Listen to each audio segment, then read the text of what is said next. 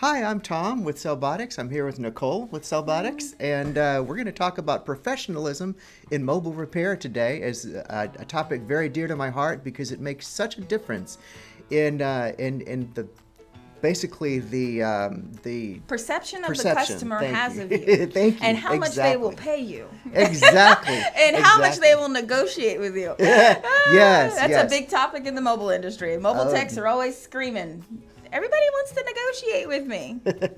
So one thing to keep in mind is that from a consumer's point of view, they basically divide mobile repair techs into two categories. On one end, they see mobile repair techs who basically, in their mind, they don't have the money to buy a store. They're working out of their car, very unprofessional, maybe just starting off.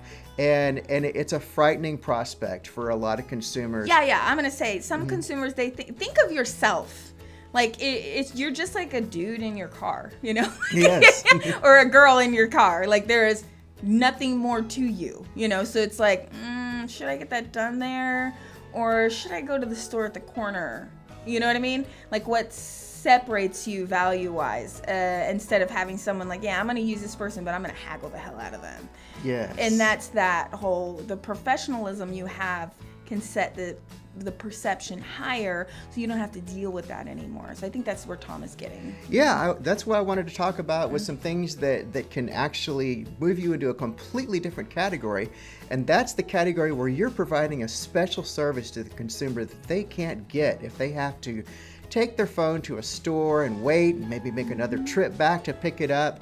You can actually provide them with a service that's worth more in their mind than what they're getting if they take their phone to a store. And these are the ways that you do that. Number one is your first impression that you give the consumer, basically how they find you. It's the appearance of your ads, the appearance of your flyers, the appearance of your YouTube videos, whatever it is that you're doing to get yourself introduced to people to do repairs. You want that to look as professional as possible, and you want to feature the fact that you're providing a convenience to them of coming to them to do the repair in person. Right. So if like I always say in class and in the video course, so we give you a very large business course, right? I've made the videos and it talks about all the different things that you can do. And within there, it's going to break down different things that you can do to change the perception when he's talking about flyers and your website and all of that.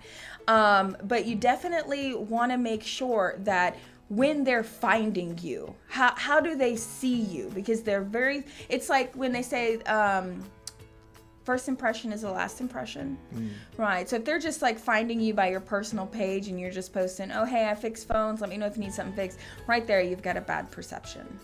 So it's all about how they find you and how you're showing up. And I know you're like, well, then how do I do all of that? Well, it's a lot to it. It's not just one thing. It's not like we can say, oh, just go get flyers designed and you're good to go.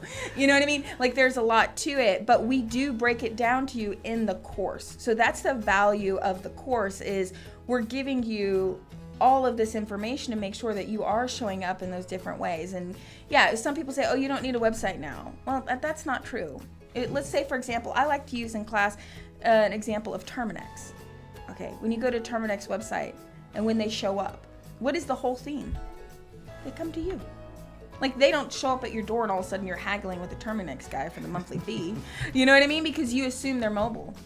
And so that's where that's coming from, you know?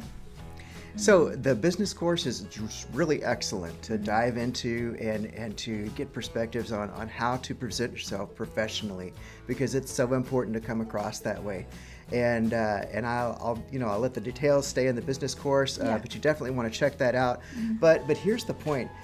You want to be professional from start to finish, and we're talking things like having a company name, having a company logo. Here are our shirts here with the CellBotics logo. You want to have something like this. You want to show up like this. You want to have a business card that looks really professional, so where people might even find you because a friend gives them a business card with your name and maybe even your photo on it.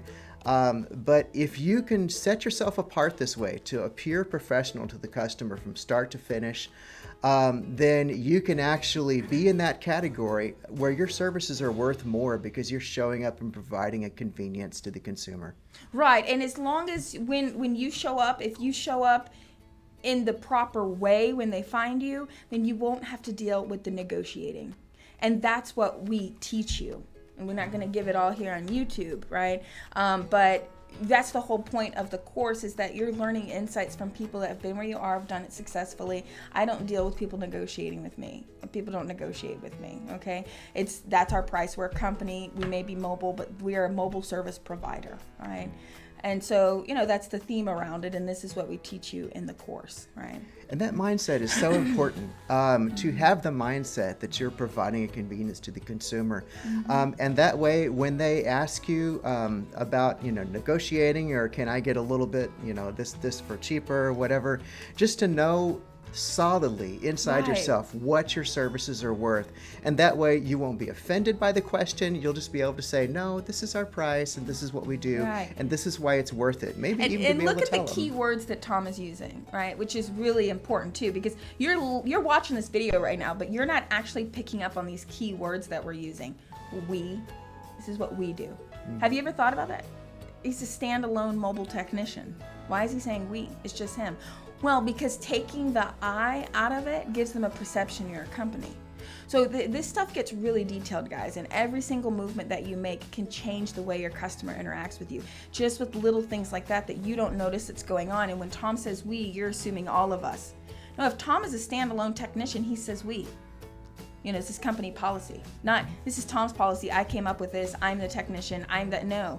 He doesn't have on his website, his face is the first thing you see, and then you're the face that shows up. Because that takes you from company to, just a dude doing repair. And now I can negotiate with this guy. You know what I mean? So those are all the kind of things that we bring up, It's like, it's really mind-blowing stuff when you think about it, just tweaking your verbiage a little bit can even make a big change, Yes. Is there anything else that would help with their professionalism in mobile repair? Absolutely.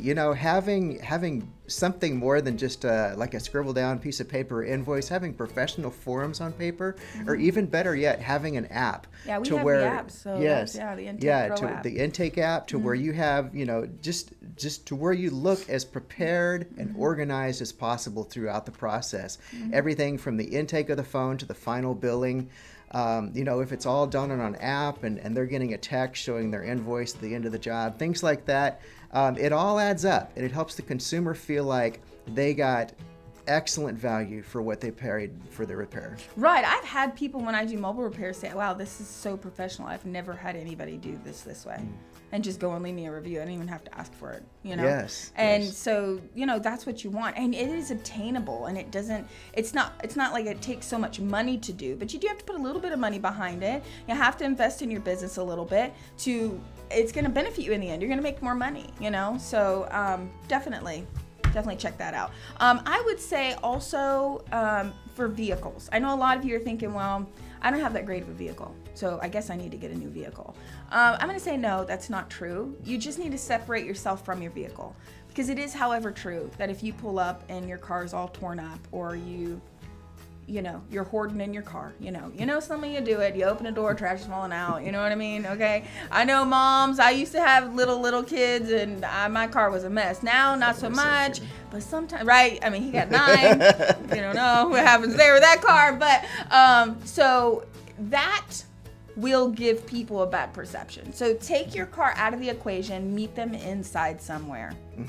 A Starbucks, a McDonald's, a business incubator.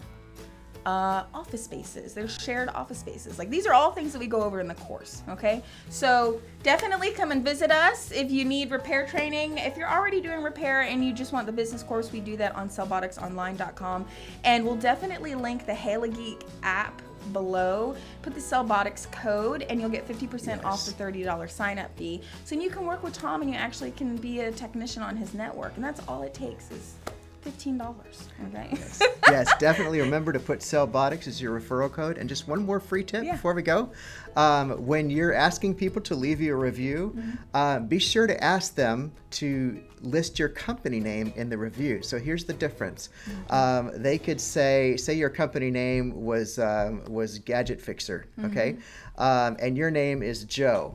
So when you're asking the person to leave a review, say, hey, instead of mentioning my name, Joe, in the review, please say that Gadget Fixer fixed my device. in this way or did it well, or I the love value that. was good that I got from Gadget Fixer rather than Joe fixed my device and the value I got from Joe was good. Because you're going to come off as so much more professional in that review if they mention the name of your company rather than the name of you. And it's removing you from that. And I Yes. know right now you're thinking, why would I want to do that? I want the world to know I own a business. Hello, CEO, right? That's the big movement, right? But I'm going to tell you on the other end, which Tom can also, I'm sure, testify to, is when you want to grow your company and you are all the people know, you cannot grow. Because they are yes. looking for you. Yes. And I did that. My first business was named after me. It was a terrible name. Me and my mom came up with it, okay?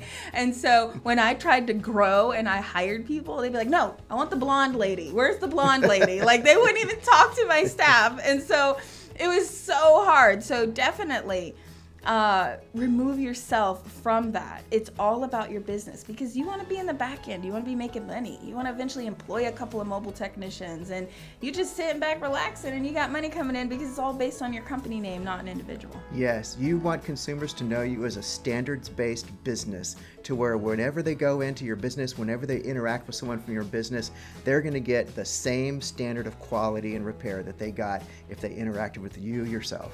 Yep, very good. All right, thank you guys. Please like and subscribe and check us out at cellbotics.com.